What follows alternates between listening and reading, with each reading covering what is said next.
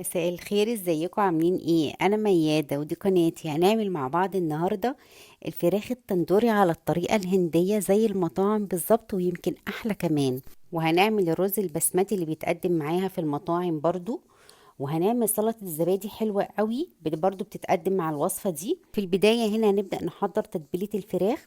معايا كوباية من الزبادي، معلقة صغيرة من الكركم، معلقة كبيرة من الشطة، ومعلقة كبيرة من الكمون، ومعلقة كبيرة من البابريكا، ومعلقة كبيرة من الكزبرة، ومعلقة صغيرة من الزنجبيل البودر، يعني المفروض طبعا لو عندك فريش يبقى أفضل. وطبعا معلقة كبيرة من الملح. هننزل بكل المقادير دي كده على الزبادي ونقلبهم مع بعض كويس.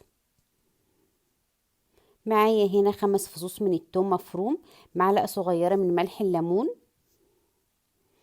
هنا بقى يا جماعة البهارات دي اسمها بهارات جرام مسالة.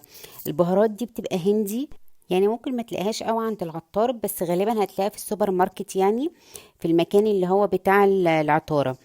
البهارات دي اصلا بتبقى عبارة عن ايه؟ بتبقى عبارة عن قرنفل، نجمة ينسون، كبابة صيني، حبهان، كمون، كزبرة، كل دوت بيبقى مضروب مع بعضه. فممكن عادي تستغني عنها وتجيبي البهارات السبعة، مفيش مشكلة، وتحطي على البهارات السبعة معلقة شطة. هنا كده خلاص انا قلبت الخلطة كلها مع بعضها، ونزلت عليها بربع كوباية من الزيت، ونزلت عليها باللون الاحمر ده. ده بجيبه عادي من عند العطار، هو لون غذائي وليه له لون احمر. ده بديل يا جماعة للفلفل الاحمر الكشميري. الفلفل الاحمر الكشميري دوت، ده صعب ان احنا نلاقيه هنا بصراحة يعني، فدوت بيكون بديل ليه. جبت هنا بقى الفراخ، غسلتها كويس قوي بالدقيق والملح والخل ونقعتها نص ساعة، وبعد كده صفيتها. الفراخ التندوري يا جماعة الجلد بتاعها بيكون متشال، ما بيبقاش فيها جلد.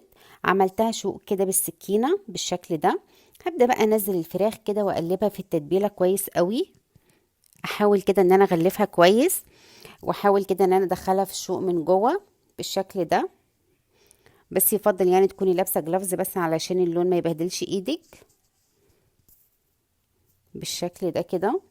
هنا كده خلاص غلفتها كلها واتشربت كويس قوي كده من بره ومن جوه التتبيله.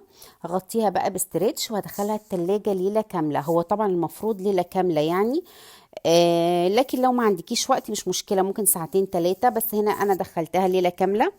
هنا بقى تاني يوم بقى بالشكل ده، جبت هنا صينيه حطيت عليها شبكه من فوق، وحطيت عليها ميه سخنه من تحت، وبدأت أرص الفراخ بالشكل ده. كنت مشغلة الفرن قبلها ب10 دقايق.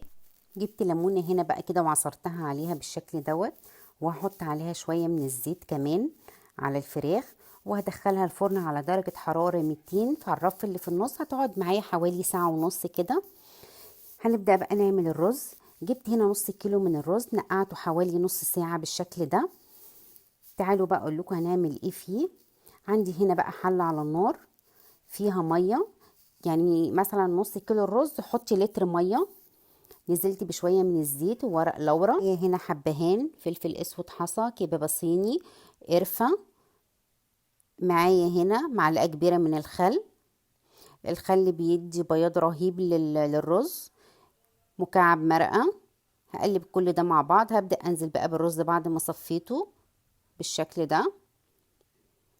بصوا بقى يا جماعة، أول ما بنزل الرز والمية تبدأ تغلي، هما 7 دقايق فقط لا غير. بصي ظبطي الساعة على الموبايل، 7 دقايق مش أكتر. بصوا الرز أبيض ازاي من الخل.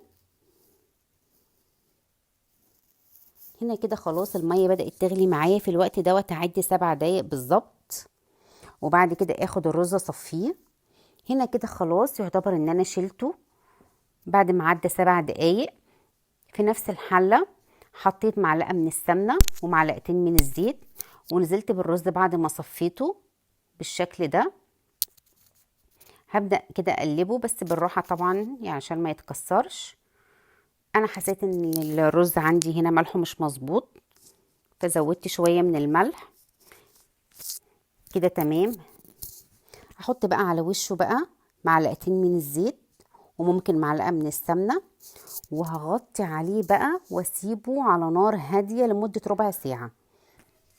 بعد ربع ساعة هيبقى معايا خلاص استوى. جبت اللون الاحمر اللي انا حطيته على تتبيله الفراخ، جبت معلقتين من الميه ودوبتهم فيه بالشكل ده. وكان عندي كمان لون اصفر برضو، زعفران اصفر. هبدا بقى اقلبه كده كله في بعضه. بصوا الرز عامل ازاي، مفلفل ورهيب ومستوي وطعمه خطير خطير خطير. طريقه حلوه جدا جدا جدا للرز، يا ريت تجربوها بجد. بصوا مفيش ولا حبايه لازقه في التانية بصراحه يعني، وطعم خطير. هنا كده خلاص بعد ما قلبت كله في بعضه بالشكل ده، هبدأ هنا بقى خلاص كده اعمل سلطة الزبادي. معايا هنا علبة من الزبادي، فص من الثوم، معلقة صغيرة من النعناع المجفف، جزرة مبشورة مصفية ميتها بالشكل ده، وحطيت ملح طبعا. كده كده خلاص كانت الفراخ استوت معايا، مش قادرة اقول لكم يعني رهيبة. وما قعدتش على فكرة وقت طويل في النار، قعدت حوالي ساعة ونص كده او ساعة وربع، وطالعه مستويه جدا من جوه ومش ناشفه ولا اي حاجه. هنا كده خلاص قدمت الطبق بالشكل ده. اتمنى بقى ان انتوا تجربوا الوصفه دي والطريقه دي، وان شاء الله تعجبكم. ويا ريت لو عجبتكم وصفه النهارده ما تنسوش تعملوا لايك وشير وسبسكرايب للقناه، وما تنسوش تشتركوا في قناتي على الفيسبوك باسم ميادة كيتشن. واشوفكم في فيديو جديد ووصفه جديده ان شاء الله. باي.